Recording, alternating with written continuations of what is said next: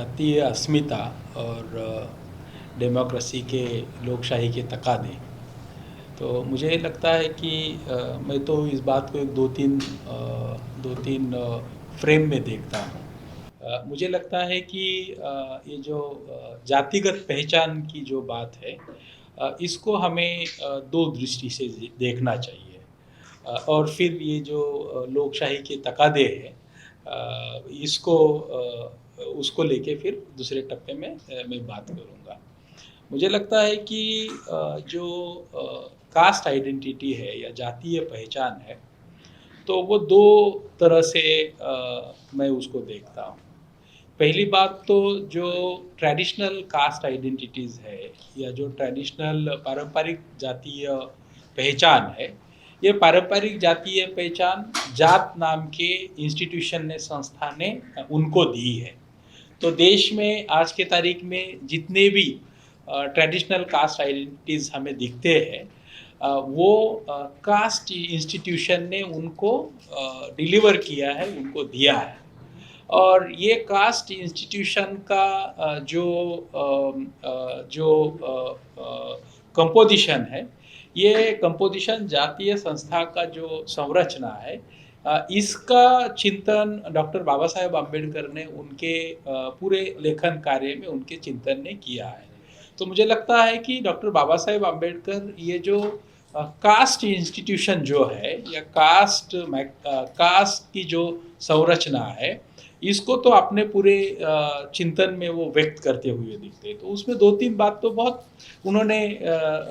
सूत्र रूप से सामने लाई है। पहली बात ये है कि कास्ट जो है वो एंटी सोशल स्पिरिट है। उनका जो एनिहिलेशन ऑफ कास्ट और जेनेसिस ऑफ कास्ट, इसमें उनका अगर हम चिंतन देखेंगे, तो उनमें उन्होंने दो बात तो बहुत स्पष्ट रूप से रखी है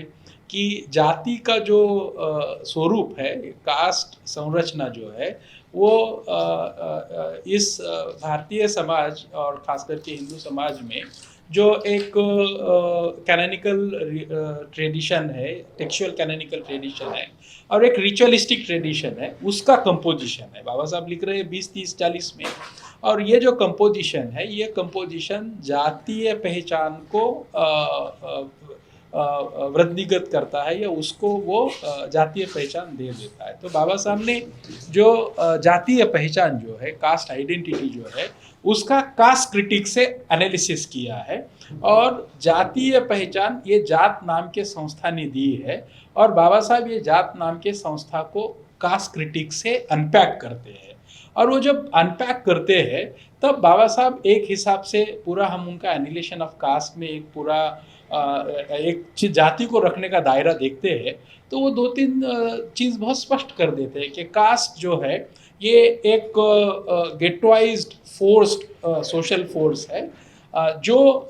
मोबिलिटी, किसी भी तरह की मोबिलिटी आपको अलाउ नहीं करती है। जात ये कॉमन सोशल स्पिरिट जो है वो पैदा नहीं करती है, क्योंकि उसमें एक कल्चरल हेट्रोजिनिटी है जो रिचुअलिस्टिक कंपोजिशन ने कंपोज की है। और ये कल्चरल हेट्रोजिनिटी जो है, ये कल्चरल हेट्रोजिनिटी एक दूसरे से आपस में बंधुभाव या एक सॉलिडारिटी जिसको बोला जा सकता है, ये सॉलिडारिटी पैदा होने नहीं देती है। तो ये एंटी सोशल है, एंटी नेशनल है, एंटी नेशन है। तो ये तो बाबा साहब ने जाति को लेके लिखा है। उसके बाद उसका वो जो विश्लेषण करते हैं वो ये है कि कास्ट ये रेस नहीं है, क्योंकि इसका मिक्स्ड रेस का एक फर्दर डिवीजन है। तो जैसे हम देखते हैं कि अगर आर्टिजियन कास्ट है, तो आर्टिजियन कास्ट में पूरा अगर ओबीसी का मंडल कमीशन का लिस्ट देखेंगे तो कई हज़ारों कास्ट है। एग्रेरियन कास्ट में कई हज़ारों कास्ट है, देश में हज़ार बोल रहा हूँ मैं। शेड्यूल कास्ट में कई सैकड़ों कास्ट दिखेंगे। विद इन ब्राह्मण्स हमको काफ़ी सारे अलग अलग तरह के क्लैन और ब्राह्मण कास्ट दिखेंगे। तो कास्ट ये एक होमोजीनियस कैटेगरी नहीं है, कास्ट ये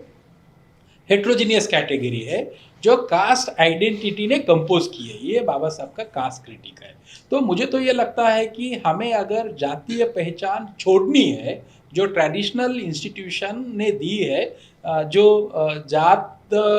जातीय समाज ने दी है, तो हमें तो अगर जातीय समाज या जातिग्रस्त मानसिकता छोड़नी है, तो बाबा साहब आम्बेडकर का कास्ट क्रिटिक समझने की ज़रूरत है। और बाबा साहब ने कास्ट क्रिटिक जो दिया है या उन्होंने कास्ट को जो अनपैक किया है, डिस्क्राइब किया है, वो इसीलिए किया है कि कास्ट का या जाति का या जातीय पहचान का चरित्र जो है वो आपके हाथ में नहीं है। वो तो आपको एक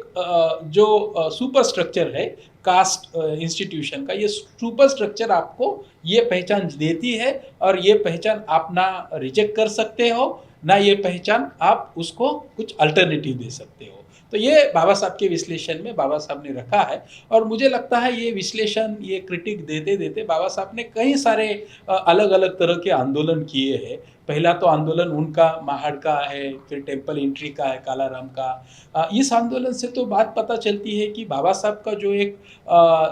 का जो एक सिविक एमिनिटीज पे क्लेम लीगल प्रोसीजरल एस्पेक्ट से होना चाहिए जो कॉलोनियल एडमिनिस्ट्रेशन ने दिया था, उस क्लेम को लेके बाबा साहब जो डिनाइल ऑफ सिविल एमिनिटीज है या सिविल राइट है उसको एक्सेस करने के लिए बाबा साहब ने आंदोलन किए। उसके लिए आंदोलन किए, उसकी बात रखी और वो बात उन्होंने 1932 के जो उनका साउथ ब्यूरो कमीशन का एक मेमोरेंडम है या स्टेट एंड माइनॉरिटी है या बाद में इंडियन कॉन्स्टिट्यूशन है, तो उसमें वो बात करते हैं और बात करते करते उसकी वो लीगल अमेंडमेंट करते हैं या लीगल प्रोसीजरल अमेंडमेंट करते हैं। तो सिर्फ वो बात नहीं होती है समाज चिंतन की, तो एक स्तर पे वो कानूनन संरक्षण देते हैं इस रिफॉर्म को करने के लिए, उसको एनिलेट करने के लिए। तो मैं बात इसीलिए रख रहा हूँ बाबा साहब के चिंतन की, जाति पे चिंतन की, क्योंकि बाबा साहब ने जाति को जात ये कास्ट इंस्टीट्यूशन ने दी हुई पहचान है और इसको रिजेक्ट करना चाहिए, ऐसा जब वो कहते हैं तब बाबा साहब का आंदोलन और उनका जो 56 का 1956 का कन्वर्जन है, वो कन्वर्जन अगर हम देखेंगे तो मेरे हिसाब से मैं उसको बाबा साहब ने जो ह्यूमिलेटेड कास्ट थे, जो स्टिग्माटाइज्ड कास्ट थे, अनटचेबल कास्ट, जो ह्यूमिलेटेड थे, स्टिग्माटाइज्ड था, उनका एक स्टिग्मा था, है उनमें आज भी, तो इस ह्यूमिलेशन को और इस सोशल कल्चरल स्टिग्मा को बाबा साहब रिप्लेस करना चाहते थे कन्वर्ट करके। और ये जो रिप्लेसमेंट है, ये रिप्लेसमेंट कॉमन सेंस की रिप्लेसमेंट है, ग्राम्सियन कॉमन सेंस की, जिन्होंने जो कॉमन सेंस रिप्लेस कर दिया कन्वर्जन को लेके, तो नया कल्चर आ गया, नया कॉमन सेंस आ गया, नई कल्चरल प्रैक्टिस आ गई, तो एक तरीका है जाति को छोड़ने का। तो बाबा साहब ने उसका क्रिटिक दिया है और उसके कुछ मार्ग भी बताए हैं। तो ये अगर हम जाति को देखेंगे तो हर किसी की, हर कोई जाति, ये उसकी पहचान, जातीय पहचान जो है वो उसकी चॉइस नहीं है, वो चॉइस उसको इंस्टीट्यूशन ने दी है। इसको तो हम पहले बाबा साहब के समझ से समझते हैं। दूसरे दायरे में जब हम अभी एक कॉलोनियल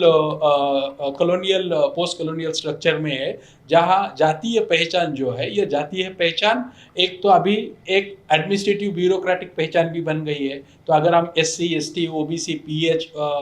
VH VJNT VJNT 3 अभी EWS, ये जितने भी एडमिनिस्ट्रेटिव ब्यूरोक्रेटिक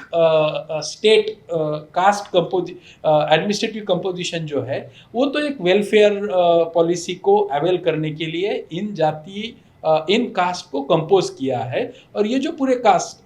कंपोज हुए हैं वो एक एडमिनिस्ट्रेटिव कंपोजिशन के ट्राजेक्टरी से आई हुई कंपोजिशन है। इसीलिए अगर हम इंस्टीट्यूशनल फॉर्मेशन में देखेंगे तो जैसे आप रेलवे देखेंगे, पोस्ट देखेंगे या सेंट्रल गवर्नमेंट के जितने भी ऑफिसेस है उनमें देखोगे, यूनिवर्सिटीज़ देखोगे या इंस्टीट्यूशंस देखोगे, तो आपको दिखेगा कि SC ST OBC इनका एक अपना क्लब है, कास्ट क्लब, जिनमें उनकी जो सब कास्ट है वो सबकास्ट शायद प्राइवेट में फंक्शन होगी, लेकिन उनका जो पब्लिक है वो पब्लिक इस एडमिनिस्ट्रेटिव कंपोजिशन से बना हुआ है। तो पोस्ट इंडिपेंडेंस और आज के तारीख में हमें जो जाति दिखती है, जिनको हम एक हिसाब से सरकारी दायरे में बोलेंगे, ये जाति एक एडमिनिस्ट्रेटिव कंपोजिशन है और उसका एक अपना रोल है। जैसे बामसेप ने फुले आम्बेडकरी और एक पूरा जाति का मीमांसा, जाति का आम्बेडकरी चिंतन दे के, उस चिंतन को उन्होंने बामसेप के और बाद में BSP ने अलग तरह से लीड किया है, RPI ने अलग तरह से लीड किया है। एक अलग अलग दायरे में ये जातीय चिंतन रिफ्लेक्ट करके उसका एक अपना एंटी कास्ट या कास्ट असर्शन का मॉडल बनाया है। तो देश में एंटी कास्ट असर्शन से जितने भी अलग अलग तरह के जो मॉडल बने हैं उसके अलग अलग मॉडल है। तो यूपी में अगर हम बीएसपी पूरा देश देखता है तो वो अम्बेडकराइट पॉलिटिकल थियोरेटिकल जो पॉलिटिकल सक्सेस का एक मॉडल हो सकता है। बीएसपी राजकीय पॉलिटिकल पार्टी बन गई है। अगर हम यूपी में अगर हम वेस्ट में इधर देखेंगे साउथ में, तो साउथ में काफ़ी सारे सिनेमाज आ गए। एक ज़माने में केरला का दलित थिएटर और दलित लिटरेचर काफ़ी पॉपुलर था। तो एक तरह से वो इंटेलेक्चुअल और कल्चरल मोबिलाइजेशन जो है वो cultural mobilisation anti caste thought से आया है, अम्बेडकराइट थॉट से आया है। और ये कल्चरल मोबिलाइजेशन अपनी एक तरह की जो एंटी कास्ट थॉट के जो वैल्यूज़ है, सेल्फ डिग्निटी हो गई, सेल्फ रिस्पेक्ट हो गया, इस वैल्यूज़ को कॉन्फ़िगर करके एक नई जातीय अस्मिता उन्होंने बना ली है। अगर महाराष्ट्र में हम आएंगे तो महाराष्ट्र में दलित पैंथर, पोस्ट दलित पैंथर जो एक दलित लिटरेचर दलित वाङ्मय चळवळ बोल सकते हैं, लिटरेरी मूवमेंट, या एक हिसाब से रिलीजियस डोमेन में भी दलितों का एक हिसाब से काफ़ी असर्शन चल रहा है। तो आपको एक कल्चरल इंटेलेक्चुअल मॉडल महाराष्ट्र में आपको दिखेगा। तो पॉइंट ये है कि जो जातीय अस्मिता एंटी कास्ट थॉट से आती है या बाबा साहब के चिंतन से आती है, उसके एक अलग मॉडल आपको दिखेंगे कास्ट असर्शन के, जो अलग अलग दायरे में है। ये एक बात। दूसरी बात, जो इंस्टीट्यूशनल फॉर्मेशन है, जैसे मैंने बोला कि इसको हम एक हिसाब से एडमिनिस्ट्रेटिव कंपोजिशन बोल सकते हैं। एससी एसटी ओबीसी अलग अलग तरह का है। तो ये कंपोजिशन आपको अलग अलग इंस्टीट्यूशन में एक हिसाब से वेलफेयर या बेनिफिशरीज या गवर्नेंस को एक्सेस करने के लिए एक बनाया हुआ है। एपीएल बीपीएल इस हिसाब से भी आपको कई जगह पे दिखता है। और तीसरा कंपोजिशन जो है ये पॉलिटिकल मोबिलाइजेशन में दिखेगा। तो ये पॉलिटिकल मोबिलाइजेशन में जो कंपोजिशन आपको दिखेगा, ये कंपोजिशन अभी हम बोले जितना भी समझ रहे हैं कि राजनीतिक जो मतलब इलेक्ट्रल अरिथमेटिकल कैलकुलेशन जो है ये कास्ट कॉम्बिनेशन से ही चलते हैं। जैसे हम हर जगह पे देखेंगे तो हिस्टोरिकली मतलब एटलीस्ट अगर हम कांग्रेस की राजनीति देखेंगे 30-40 साल की, तो उसमें हम देखेंगे कि हर कोई स्टेट में आर्टिजियन एग्रेरियन कास्ट जो डोमिनेट कास्ट है, रिसोर्सेज पे कंट्रोल है, जो एक हिसाब से पॉलिटिकल पार्टी में भी है और एक हिसाब से वो इसमें भी है, पॉलिटिकल पार्टी में भी है और गवर्नमेंट भी है। उनका जो अलायंस है वो उनका अलायंस ट्रेडिशनल शेड्यूल कास्ट या ट्रेडिशनल विजिबल शेड्यूल ट्राइब या ट्रेडिशनल विजिबल ओबीसी कास्ट के साथ होता है। तो ये जो एक ट्रेडिशनल अलायंस है उसमें हम काफ़ी सारे जाति के नाम भी ले सकते हैं। जैसे आंध्रा में देखेंगे तो आंध्रा में आप देखोगे कि एक हिसाब से एग्रेरियन कास्ट है और शेड्यूल कास्ट, माला जैसी शेड्यूल कास्ट जो है वो कांग्रेस के साथ अलायंस में रही है। अगर महाराष्ट्र में देखोगे तो मराठा और मराठा के अलायंस में बुद्धिस्ट रहे हैं दादा साहब गायकवाड़ के साथ। यूपी में भी आपको एक हिसाब से आज के हिसाब से जाटो पॉलिटिसाइज हुआ है बीएसपी में, लेकिन एक हिसाब से जब आरपीआई का आंदोलन चल रहा था तो बाबा साहब के साथ भी थे, लेकिन कांग्रेस के अलायंस में भी एक शेड्यूल कास्ट का कंपोनेंट आपको दिखेगा। तो हर स्टेट में और पूरे देश में जो कास्ट असर्शन जो है, ये कास्ट असर्शन पॉलिटिकल मोबिलाइजेशन के पॉलिटिकल विजिबिलिटी के लिए चल रहा है। और ये जो पॉलिटिकल विजिबिलिटी है, ये पॉलिटिकल विजिबिलिटी कास्ट, सब कास्ट, फर्दर कास्ट डिवीजन जो हिस्टोरिकली ट्रेडिशनली बाबा साहब ने एक्सप्लेन किया है, डिफाइन किया है, उसको वो एक्टिवेट कर रहा है, उसको वो चैनलाइज कर रहा है। तो आज की जो जातिगत पहचान है, ये ट्रेडिशनल जातिगत पहचान पॉलिटिकल मोबिलाइजेशन के लिए एक्टिवेट हुई है। और ये जो पॉलिटिकल मोबिलाइजेशन से आने वाली विजिबिलिटी है, ये विजिबिलिटी उनको पॉलिटिकल रिप्रेजेंटेशन में भी विजिबिलिटी देगी। वो विजिबिलिटी उनको जो स्टेट के अलग अलग हिसाब के अलग अलग बेनिफिट्स होते हैं या वेलफेयर पॉलिसीज या अफर्मेटिव एक्शन पॉलिसीज से जो भी बेनिफिट मिलेंगे, फिर वो एजुकेशन में हो, सर्विसेज में हो या अलग अलग तरह का जो वेलफेयर एंटरप्रेन्योर्स को अलग अलग तरह का बेनिफिट मिलेगा, लैंड एज ए रिसोर्सेज। तो हर कोई जाति को एक हिसाब से स्टेट के रिसोर्सेस का डेमोक्रेटिक पार्टिसिपेशन और डेमोक्रेटिक रीडिस्ट्रीब्यूशन ऑफ रिसोर्सेस जिसको बोला जा सकता है, उसको अवेल करने के लिए भी ये कास्ट सब कास्ट का काफ़ी असर्शन चल रहा है, एक हिसाब से रिफ्ट भी चल रही है। तो मुझे लगता है कि अगर देश में आज के तारीख में हम अगर शेड्यूल कास्ट के अंदर जो सब क्लासिफिकेशन का अगर एग्जांपल ले लेंगे, तो जैसे कर्नाटका में इलेक्शन चली तो उस इलेक्शन में बीजेपी ने शेड्यूल कास्ट के अंदर सब कास्ट का घोषणा की। बिहार में महादलित जैसी कैटेगरी बनती हुई दिखती है। एक हिसाब से जो आंध्र प्रदेश था चंद्रबाबू वाला, उन्होंने माला मादिगा को एक रिजर्वेशन का डिवीजन करके दिया था। अभी तेलंगाना में एक हिसाब से मादिगा बहुत असर्ट कर रहे हैं। महाराष्ट्र के एग्जाम्पल में देखेंगे तो मातंग और बाकी कास्ट भी रिजर्वेशन का डिमांड कर रही है। जैसे आप मणिपुर में भी देखेंगे तो शेड्यूल ट्राइब की एक रिफ्ट है, और ये रिफ्ट जो है, ये रिफ्ट माइनॉरिटी मेजॉरिटी से भी आती है, लेकिन उसके साथ साथ दो स्टेट के रिसोर्सेस है, वो रिसोर्सेस जो अवेल करने वाले कास्ट है उनको रिस्पॉन्ड करते हुए उसी कंपोनेंट का जो शेड्यूल कास्ट या शेड्यूल ट्राइब है वो अपने कास्ट को असर्ट कर रहा है,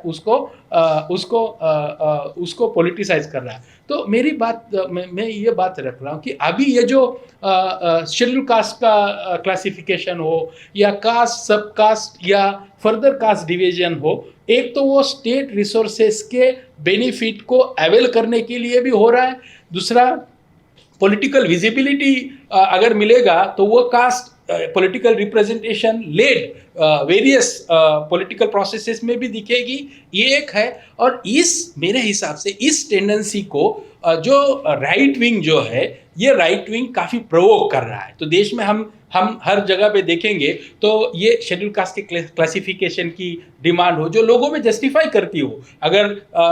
शेड्यूल कास्ट में इनविजिबल कास्ट बोल रही है कि विजिबल कास्ट को ही रिसोर्सेस मिल रहा है और इनविजिबल कास्ट को हर कोई तरह का रिसोर्सेस नहीं मिल रहा है, तो वो कुछ गलत नहीं कह रहे हैं। लेकिन visible invisible schedule with in schedule caste अगर स्पिन आता है, रिफ्ट होता है, एंटीगोनाइज होती है, तो मुझे लगता है कि डॉक्टर बाबा साहब अम्बेडकर का ये कास्ट क्रिटिक और जाति तोड़ने का आंदोलन जो है उसको एक हिसाब से ब्रेक लगता है। और ये जो ब्रेक है, ये ब्रेक राइट विंग पॉलिटिक्स जो है वो भी सोशल इंजीनियरिंग कर रहे हैं। हर जगह पे अगर देखेंगे तो उन्होंने एग्रेरियन कास्ट को एंटोगराइज करने के लिए आर्टिजियन कास्ट को पॉलिटिसाइज किया है। आर्टिजियन कास्ट में ट्रेडिशनल आर्टिजियन कास्ट जो है, कास्ट के नाम भी ले सकते हैं, लेकिन आप थोड़ा सा देखोगे हरियाणा जैसे स्टेट में नॉन जाटो सीएम दिया, महाराष्ट्र जैसे स्टेट में नॉन मराठा सीएम दिया, या ये जो अगर कर रहे हैं तो मुझे लगता है कि ये जो हिस्टोरिकल ट्रेडिशनल कास्ट कंपोजिशन और federation of caste caste alliances जो है उसको रिप्लेस करके आरएसएस अपनी या राइट विंग अपनी सोशल इंजीनियरिंग आगे बढ़ा रहा है। तो मुझे लगता है कि ये जो उनकी सोशल इंजीनियरिंग है, ये लार्जर एंटी कास्ट या कास्ट इमेंसिपेशन लिबरेशन का जो एक बाबा साहब ने दिया हुआ सूत्र है, उसको एक हिसाब से वो पॉज करता है, उसको रोकता है, ब्रेक लगाता है। लेकिन ये भी सच है कि जो शेड्यूल कास्ट मतलब शेड्यूल कास्ट के रिजर्वेशन की मांगनी कर रहा है, या जो इनविजिबल कास्ट शेड्यूल कास्ट में जो माइनॉरिटी है, मेजॉरिटी नहीं है, एक हिसाब से वो भी बोल रहा है कि हमें इलेक्ट्रॉली रिप्रेजेंटेशन नहीं मिलता है। जैसे महाराष्ट्र के मांग लोग बोल रहे हैं, मादिगा लोग बोल रहे हैं, अगर आप उधर तमिलनाडु में जाएंगे तो पराया वो दिखेगा, यूपी में जाटो नॉन जाटो दिखेगा, इधर हरियाणा और पंजाब में आपको वाल्मीकि और चर्मकार दिखेगा। तो इस हिसाब से ये रिफ्ट आपको हर जगह पे दिखेगी। तो मुझे लगता है कि ये जो सेंटीमेंट है, ये सेंटीमेंट कास्ट टेंडेंसी के ही सेंटीमेंट है, लेकिन डेमोक्रेटिक फॉर्मेशन में ये सेंटीमेंट को एक हिसाब से रिप्रेजेंटेशन के एस्पिरेशन से भी देखने चाहिए। और कोई भी पॉलिटिकल पार्टी हो जो सोशल जस्टिस, सेक्युलरिज्म और डेमोक्रेटिक पार्टिसिपेशन को मानती है, तो ये पार्टी को जो कास्ट के रिप्रेजेंटेशन या कास्ट का जो एस्पिरेशन है, आइडेंटिटी का, जातीय पहचान का, उनके पहचान का, इसको ध्यान में रखना चाहिए। तो मुझे ये लगता है कि मैं अंत में दो तीन चीज़ बोल के मैं ख़त्म करूँगा। मुझे ये लगता है कि जो कास्ट सिस्टम है, इसको अगर हम रिजेक्ट करना है, इसको अगर हमें तोड़ना है, तो जातीय पहचान को तोड़ना है। और जातीय पहचान को तोड़ना है, तो जातीय पहचान तोड़ने का काम ये सोशल रिफॉर्म से आएगा, सोशल मूवमेंट से आएगा। बाबा साहब ने जो उनके एनिहिलेशन ऑफ कास्ट में पॉलिटिकल रिफॉर्म और सोशल रिफॉर्म को एक सेग्रीगेट करके बोला है कि सोशल रिफॉर्म कास्ट को तोड़ेगा, और कास्ट को तोड़ने वाला सोशल रिफॉर्म का हो सकता है इलेक्ट्रल पॉलिटिक्स करने वाले पार्टी की भी एक मर्यादा हो सकती है, लेकिन अगर वो सोशल रिफॉर्म के थॉट को प्रोवोक करेगा, अगर उसको लेजिटिमेसी देगा, अगर उस थॉट को आगे लेके जाएगा, तो मुझे लगता है कि जो पॉलिटिकल रिफॉर्म करना चाहती है कोई भी पॉलिटिकल पार्टी जो सोशल जस्टिस, सेक्युलरिज्म और तमाम प्रोग्रेसिव आइडियोलॉजी को मानती है, इस पार्टी को शायद आने वाले समय में जातीय पहचान को वो बैलेंस कर पाएगी, और हर तरह से एक हिसाब से जो रीडिस्ट्रीब्यूशन का मोबिलाइजेशन चल रहा है, उस मोबिलाइजेशन को वो जस्टिफाई कर पाएगी, उसको एक हिसाब से वो बैलेंस कर पाएगी। दलित पहचान का जो सवाल है, ये दलित पहचान का सवाल इसीलिए ज़रूरी है कि इस देश में जो पीड़ित है, बहिष्कृत है, वो दलित हो, आदिवासी हो, नॉमेडिक ट्राइब हो, या ओबीसीज में भी काफ़ी बैकवर्ड क्लासेस के कास्ट के लोग हैं, तो ये जो सामाजिक स्तर पे हर कोई जात समूह की जो पहचान है, वो पहचान एक हिसाब से जाति निर्मूलन की पहचान बनाने की एक अम्बेडकराइट विचारधारा लेके या समाज को सोशल जस्टिस और overall social secularisation of society की सोच लेके एक बहुत बड़ा देश में आंदोलन शुरू है। तो इस दलित पहचान हो या हमारी सामाजिक जातिगत पहचान हो, ये सिर्फ अस्मिता की पहचान ना रहे, बल्कि वो उसके आगे जाके उनके जो बेसलाइन इश्यूज हो है, जो रिसोर्सेस का डिस्ट्रीब्यूशन हो सकता है, एम्प्लॉयमेंट और उनके इकोनॉमिक एम्पावरमेंट अपलिफ्टमेंट की बात हो सकती है,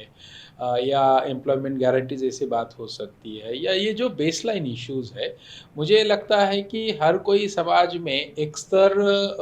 रिजर्वेशन, अफर्मेटिव एक्शन पॉलिसी और इससे उभरा हुआ है, और ये जो स्तर है, चाहे वो दलित में हो, आदिवासियों में, या हर कोई जात समूह में, ओबीसीज में हो, तो यह स्तर एक हिसाब से बेसलाइन इश्यूज को सरपास कर रहा है। तो मुझे ये लगता है कि आने वाले समय में हमें अगर सशक्त राजकारण खड़ा करना है, राजकीय पॉलिटिकल मूवमेंट, अगर कोई पॉलिटिकली रिवाइवल होना चाहता है, जो सोशल जस्टिस को मानता है, सेक्युलरिज्म को मानता है, तो इस राजनीति को समाज के हर धारा में हर तरह के जात समूह का जो अपना अस्तित्व है, उनकी जो एस्पिरेशन है, उसको समझ के उसको सोशली पॉलिटिकली एड्रेस करना चाहिए। और बाय एंड लार्ज हमें समाज में, देश में हर तरह का जो हेट्रोजिनिटीज़ दिखती है, तो मुझे लगता है कि इस हेट्रोजिनिटीज़ को हम आइडियोलॉजिकल बेसिस पे एड्रेस करके, और उनके जो हर दिन के इश्यूज़ है, वो इश्यूज़ को रिजॉल्व करके अगर एक सामाजिक पृष्ठभूमि तैयार करके, जिसको हम सोशल मूवमेंट बोल सकते हैं, तो अलग अलग चीज़ों को रखने वाले समाज विचार को सशक्त करके अगर पर्याप्त राजनीति खड़ी कर सकती है, तो समाज के हर कोई समुदाय को, प्रश्न को, या जो मेन स्ट्रीम में अपनी बात रख नहीं पाता है, तो एक नया मैकेनिज्म शुरू हो सकता है, जो पावर पॉलिटिक्स में भी जा सकता है, सोशल इंजीनियरिंग के प्रोसेस से सोशल रिफॉर्म भी हो सकता है, और समाज में हर कोई जात समूह को लग सकता है कि इस डेमोक्रेटिक प्रोसेस से हम लोगों का भी एक तरह से पार्टिसिपेशन है, और उनकी जो एक एंटी सिस्टम, एंटी इंस्टीट्यूशन, या उनकी एक अपनी जो नकारात्मक सोच बनी हुई है समाजकारण, राजकारण और